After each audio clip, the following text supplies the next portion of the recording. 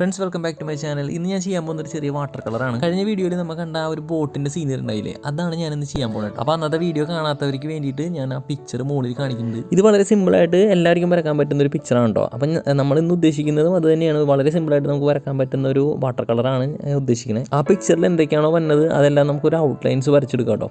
ആ മരത്തടികളില്ലേ, ബോട്ട് കെട്ടിയേക്കുന്ന മരത്തടികൾ വരച്ചു കൊടുക്കുക. പിന്നെ ബോട്ടിൻ്റെ മുകളിൽ ഒരു ഷീറ്റ് ഇട്ടിട്ടുണ്ട്. ആ ഷീറ്റ് പിന്നെ അത് താങ്ങി നിർത്തിയേക്കുന്ന കമ്പികൾ വരച്ചു. പിന്നെ ബോട്ടിൻ്റെ ഫ്രണ്ട് പോർഷനകത്ത് ഒരു ടയർ ഇട്ടിട്ടുണ്ടായിരുന്നു. പിന്നെ ബാക്ക് സൈഡിലും ഇതേ പറഞ്ഞ പോലെ തന്നെ ഒരു ടയർ ഇട്ടിട്ടുണ്ട്. അപ്പോൾ അത് വരച്ചു. ഇതൊരു കടവായതുകൊണ്ടുണ്ടല്ലോ, ആ ബോട്ട് അടുപ്പിക്കുന്ന സ്ഥലത്ത് വന്ന് ആ ബോട്ടിൽ നിന്ന് ഇങ്ങോട്ട് ഇറങ്ങുന്ന സ്ഥലത്ത് കുറേ പാറക്കല്ലുകൾ കൂട്ടി അവിടെ ഇട്ടിട്ടുണ്ടായിരുന്നു.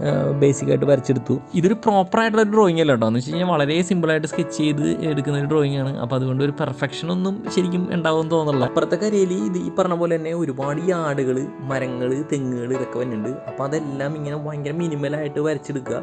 കാരണം ഓവറായിട്ട് അവിടെ നിൽക്കുന്ന അതേ സെയിം ക്വാണ്ടിറ്റിയിൽ സാധനങ്ങൾ കാണിക്കണമെന്നൊന്നുമില്ല. മാക്സിമം ഞാൻ കുറച്ച് എത്രത്തോളം കുറക്കാൻ പറ്റും അത്രത്തോളം കുറച്ചിട്ട് ഫില്ല് ചെയ്ത് കാണിക്കുന്നുണ്ട്. ഞാൻ നേരത്തെ പറഞ്ഞല്ലോ, നമ്മൾ ഭയങ്കര പെർഫെക്ഷൻ ആയിട്ടുള്ള ഒരു സംഭവമല്ല ചെയ്യുന്നത്. മാക്സിമം എത്രത്തോളം മിനിമലാക്കാൻ പറ്റുമോ അത്രത്തോളം മിനിമലാക്കിയിട്ടാണ് ഞാനിത് ചെയ്യുന്നത്. അപ്പം നമ്മുടെ ഔട്ടർ ലൈൻസ് ഓൾമോസ്റ്റ് കംപ്ലീറ്റ് ആയിട്ടുണ്ട്. സത്യം പറഞ്ഞു കഴിഞ്ഞാൽ എനിക്ക് വരച്ചിട്ട് മതിയാവണില്ല. കാരണം വരച്ച് ഓരോ ഏരിയ വരച്ചിട്ട് ഇനി അങ്ങോട്ട് തുടങ്ങാമെന്ന് വിചാരിക്കും. പിന്നെയും എന്തെങ്കിലുമൊക്കെ കാണുമ്പോഴേക്കും അതിങ്ങനെ കുത്തി വരച്ച് ഫില്ല് ചെയ്തുകൊണ്ടിരിക്കും. അതാണ് ഇപ്പോൾ സംഭവിച്ചുകൊണ്ടിരിക്കുന്നത്. ഫ്രണ്ട്സ്, എനിക്കൊരു ചെറിയൊരു അബദ്ധം പറ്റി. ഞാൻ എൻ്റെ അക്രിലിക് പെയിൻ്റ് ആണ് എടുത്തിട്ട് വാട്ടർ കളറാണെന്ന് വിചാരിച്ചിട്ട് പാലറ്റിലൂടെ ഇട്ടത്. അത് കഴിഞ്ഞിട്ട് പിന്നെയാണ് കണ്ടത്. അപ്പോൾ അതാണ് ഞാനിപ്പോൾ ഈ പേപ്പറിലോട്ട് അടിക്കുന്നത്. നമ്മളുടെ പേപ്പർ എന്ന് പറഞ്ഞു കഴിഞ്ഞിട്ടുണ്ടെങ്കിൽ GSM കുറഞ്ഞ പേപ്പർ ആയതുകൊണ്ട് അക്രിലിക് പെയിൻ്റ് അങ്ങോട്ട് പിടിക്കണില്ല. അപ്പോൾ വാട്ടർ ഞാൻ കുറച്ചിട്ട് അത് എടുത്തു പോയല്ലേ വേസ്റ്റ് ചെയ്യേണ്ടതെന്ന് വിചാരിച്ചിട്ട് അത് അങ്ങോട്ട് സ്കൈയിലേക്ക് അടിക്കണുണ്ടോ. അകലെ നിൽക്കുന്ന മരങ്ങളൊക്കെ ഇല്ലേ, അതിന് നമ്മൾ ഗ്രീനും ഒരു ബ്ലൂ ഷെയ്ഡും കൂടി മിക്സ് ചെയ്തിട്ടാണ് ചെയ്യുന്നത്. അത് താഴെ വരുന്ന പോർഷനിൽ.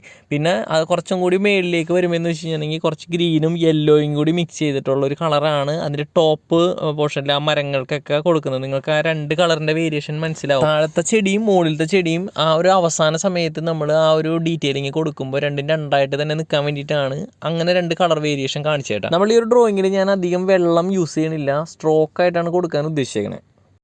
ഏകദേശം സ്കൈ ബ്ലൂ ആണ് ഞാൻ ബോട്ടിന് കൊടുക്കുന്നത്. അപ്പോൾ നമ്മളുടെ ആ റെഫറൻസിനകത്ത് സ്കൈ ബ്ലൂ ആയിരുന്നില്ല, ഒരു വൈറ്റും ഒരു ഗ്രീൻ ഷെയ്ഡ് അങ്ങനെയുള്ളൊരു മിക്സ് ആയിട്ടുള്ള കളറായിരുന്നു. അപ്പോൾ ഞാനിവിടെ ബ്ലൂ ഷെയ്ഡാണ് കാണിക്കുന്നത്. പിന്നെ മുകളിലുള്ള ആ ടർപ്പായ്ക്കും ബ്ലൂ ഷെയ്ഡ് കാണിച്ചു. വളരെ കുറച്ചാണ് വെള്ളത്തിലെ ഷാഡോസ് വന്നേക്കുന്നത്. അപ്പോൾ അതിങ്ങനെ വെറുതെ ലൈൻസ് പോലെ കാണിക്കുന്നുള്ളൂ. പിന്നെ നമ്മുടെ ബോട്ട് കിടക്കുന്നതിൻ്റെ അടിയിൽ മാത്രമാണ് ഇച്ചിരി ബ്ലാക്കിഷ് ആയിട്ടുള്ള ഒരു കുറച്ച് കളേഴ്സ് കയറി വരുന്നത്. അപ്പോൾ അതാണ് മെയിനായിട്ട് നമ്മുടെ ബോട്ടിനെ ഹൈലൈറ്റ് ചെയ്യിപ്പിക്കുന്ന ഒരു ഭാഗം. അതുകൊണ്ട് ആ ഏരിയയൊക്കെ ബ്ലാക്ക് കൊടുത്തെടുക്കുകയാണ്. പിന്നെ നമ്മളുടെ ആ ഒരു ബോട്ട് അടുത്ത് കിടക്കുന്ന ആ കരയ്ക്ക് ഞാൻ ഇതുപോലെ ഒരു ഗ്രേ ഷെയ്ഡും പിന്നെ ബ്രൗൺ ഷെയ്ഡിൽ ഇങ്ങനെ ഡോട്ടഡ് ആയിട്ടുള്ള ലൈൻസ് ഇട്ടിട്ടുള്ളൊരു ബേസിക് കോട്ട് കൊടുക്കുകയാണ്. നേരത്തെ ബാക്ക്ഗ്രൗണ്ട് ഗ്രീൻ ചെയ്ത ആ സ്ഥലത്ത് ഞാൻ കുറച്ച് വീടുകളുടെ ഇത് ചെയ്തിട്ടുണ്ടായിരുന്നു. അപ്പോൾ അവിടെ ഞാനൊരു ബ്രൗൺ ഷെയ്ഡ് കൊടുത്തിട്ട് ഡാർക്കൺ വേണ്ട സ്ഥലത്ത് ഡാർക്കൺ ഷെയ്ഡ് കൊടുത്തെടുക്കുന്നുണ്ട്. അപ്പുറത്തെ കരയിൽ ഇഷ്ടം പോലെ തെങ്ങുകളുണ്ട്. അതെല്ലാം ഇങ്ങനെ ഓരോന്നേ വരക്കുന്നുണ്ട്. അത് വരച്ചപ്പോൾ ഒരു പ്രത്യേക ഭംഗി തോന്നുന്നുണ്ട് എനിക്ക്. ഇനി അവിടുത്തെ ആ ഒരു ഗ്രീനറിയുടെ ഷാഡോ താഴെ അടിച്ച് കിടക്കുന്ന പോലെ, ആ പുഴയിൽ ഇങ്ങനെ ആ ഒരു നിഴലടിക്കുന്ന പോലത്തെ ഒരു എഫക്റ്റ് കിട്ടാൻ വേണ്ടിയിട്ട് അവിടെ ബ്ലാക്ക് ഷെയ്ഡിൽ ഇങ്ങനെ ലൈൻസ് ഇട്ട് കൊടുക്കുന്നുണ്ട്. അപ്പോൾ നിങ്ങൾ വർക്ക് ചെയ്യുന്നവരാണെങ്കിലൊക്കെ എന്താ പറയുക, ഇങ്ങനത്തെ ഡ്രോയിങ്സ് ഒക്കെ ചെയ്യുമ്പോൾ ഭയങ്കര ഒരു സ്ട്രെസ് റിലീഫ് ഉണ്ടാവും. അതെനിക്ക് അനുഭവം ഉള്ളതാണ്. ഞാൻ എൻ്റെ വർക്കിൻ്റെ ഇടയിൽ ഇതുപോലത്തെ ചെറിയ ചെറിയ വർക്കുകളൊക്കെ ചെയ്യാറുണ്ട്. ഇപ്പോൾ വീഡിയോ ആയിട്ട് എടുത്തത് ഇപ്പോൾ ആദ്യമായിട്ടാണ്. ശരിക്കും ഞാനിത് അവിടെ പോയിരുന്നിട്ട് സ്പോട്ടിൽ ലൈവ് സ്കെച്ച് ചെയ്യാനാണ് വിചാരിച്ചിരുന്നത്. പക്ഷേ അതിനുള്ളൊരു സാഹചര്യം നമുക്ക് ഒത്തില്ല. നമ്മൾ പോയ പള്ളിയിൽ പെരുന്നാളൊക്കെ നടക്കുന്നത് കൊണ്ടും പിന്നെ അവിടെ ആളുകൾ ഒരുപാടുള്ളത് കൊണ്ടുമാണ് ഞാൻ അങ്ങനെ ചെയ്യാണ്ടിരുന്നത്.